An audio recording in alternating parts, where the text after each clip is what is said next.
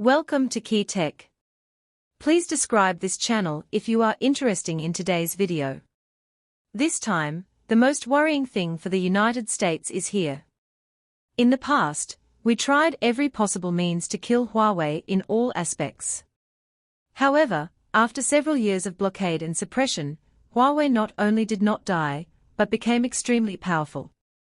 In August 2023, Huawei made a shocking announcement when it suddenly launched the 5G mobile phone Mate 60 Pro on its official website. This was the first 5G mobile phone released by Huawei after being sanctioned by the United States for a long time. U.S. Commerce Secretary Raimondo unintentionally became a spokesperson. It is reported that most of the more than 10,000 parts used in Huawei Mate 60 Pro have been domestically produced. Tech Insights, a professional organization, also dismantled the phone and finally confirmed that the internal Kirin 9000's chip uses a 7nm process and is completely manufactured in China. The West still hasn't figured out what this chip is, and it's all about guessing. Unexpectedly, in just the past few months, in April 2024, Huawei launched the Pura70 series of mobile phones with the latest Kirin 9010 chip. Not only is the performance more powerful than before, but the localization rate of the entire mobile phone is said to be close to 100%, which is amazing. If Huawei's growing strength is not the most shocking thing, then the 100% localization rate of components is undoubtedly the last straw that breaks the West's back. Maybe you don't know, what does this mean? In the past, most of the components purchased by Chinese mobile phone manufacturers were from foreign manufacturers, even Huawei. For example, at the beginning of the P10 era, the localization rate of Huawei mobile phones was less than 30%, and more than 70% of the parts were imported. Mainly because at that time, the technologies and products of foreign manufacturers were far ahead in many aspects. For example, Qualcomm's SoC, Samsung's NAND flash memory and DRAM, Japanese manufacturers' camera lenses and sensors, etc., are all very capable players. Later, with the advancement of independent research and development, the localization rate of Huawei mobile phones also increased visibly to the naked eye. For example, for the P30, the localization rate reached about 38.1%, which is already the highest proportion among all component supply chains. Now, Pura70 series mobile phones.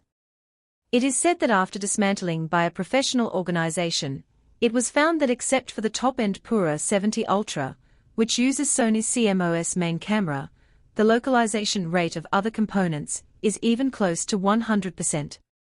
For example, SoC, DRAM, NAND, main control chip, 5G chip, battery chip, radio frequency chip, screen, system, etc., are all domestic components. It is reported that the main suppliers of the Pura70 series include O-Film, Lens Technology, Gertech, Changing Precision, Sunny Optical, BOE, Crystal Optoelectronics, and other companies. You see, they are all local companies. In the past, American and Western suppliers relied on Chinese mobile phone companies and could still eat hot pot and sing songs, but now, they can only hold steamed buns in their hands without a drop of oil in the dishes. When local domestic companies begin to attack them, for them, it is not a matter of how much money they lose, but whether they can survive. And lately, the good news has been pouring in. On May 2nd, Huawei Pura70 series started pre-sale in Malaysia. This pre-sale is very interesting. Not only does it announce the corresponding selling price, but it also clearly explains the chip it is equipped with. Among them, Pura70 Ultra and Pura70 Pro are equipped with high-silicon Kirin 9010 chip, while Pura70 is equipped with Kirin 9000 S1 chip, both of which are 8-core designs. This move sends a signal to overseas markets that the Huawei Pura70 series is equipped with Chinese chips and is a truly domestic mobile phone. Western sanctions are of no use at all. Huawei has returned with a bang. In addition, Huawei's Pura70 series mobile phones have also started pre-sales in markets such as Europe, demonstrating Huawei's recovery momentum in the global market. On the 7th, Huawei held a grand launch of innovative products in Dubai. It is reported that this conference will focus on displaying a number of new products, including wearable devices, MateBook series laptops, and MatePad series tablets.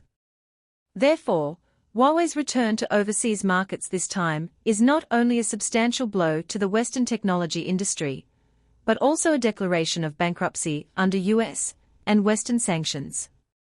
Just ask Qualcomm if it's afraid, just ask TSMC if it's afraid, just ask the United States if it's afraid. I dare you to sanction Huawei for so many years. In the end, the sanctions will be lonely. Not only is it lonely, but it also shoots oneself in the foot. What makes the United States even more uncomfortable is that Apple's mobile phone sales in the Chinese market have plummeted.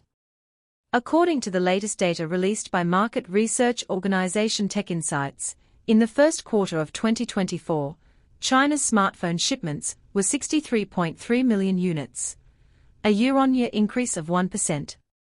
In the ranking of leading manufacturers, Apple fell out of the top 5 with a market share of 13.7%, joining the ranks of others. At the top of the list are China's 4 major domestic manufacturers, namely Oppo, OnePlus, Honor, Huawei and Vivo. You know, Apple was ranked first last year, but now it's at the bottom. It's really a turn of events. I guess Cook won't be able to sleep now. According to the latest report released by Canalys, in the first quarter of 2024, Apple suffered the largest decline among the top 5 manufacturers, ranking 5th with shipments of 10 million units, a year-on-year decrease of 25%. Huawei's shipments were 11.7 million units, ranking first on the list, a year-on-year increase of 70%. This shows that Huawei quickly returned to the market after restoring its supply chain and demonstrated strong competitiveness. Otherwise, the market still needs a leader.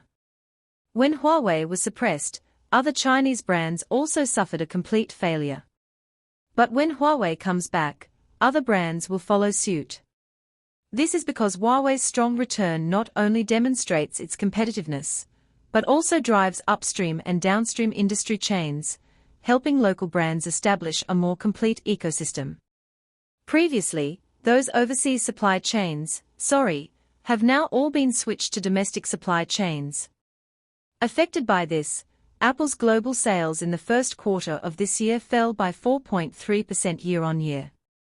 In the Greater China market, Apple's sales in the quarter were $16.4 billion, a decrease of 8%. From a product category perspective, iPhone's quarterly revenue fell by 10.46% year-on-year, with revenue decreasing by more than $5 billion. Faced with strong competitive pressure from Huawei and other domestic brands, it is not an exaggeration to describe Apple as slumped.